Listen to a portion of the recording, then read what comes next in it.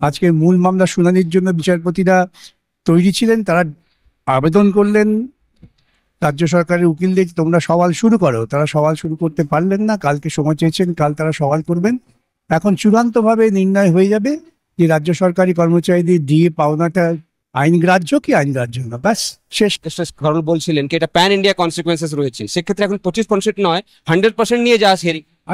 এখন পুরোটাই নেই। কলকাতা হাইকোর্টে যে রায় দিয়েছেন সেই রায়টা থাকবে আইনত কি থাকবে না এটাই বিচার হবে। এখন আইনত সেই রায় যদি টিকে যায়, যেটা আমরা আশা করছি টিকে যাবে, তাহলে এর একটা সামগ্রিক প্রতিক্রিয়া আছে বিভিন্ন রাজ্যের উপর। সেই জন্য তিনি বলছেন একটা প্যান ইন্ডিয়া ইম্প্যাক্ট আছে।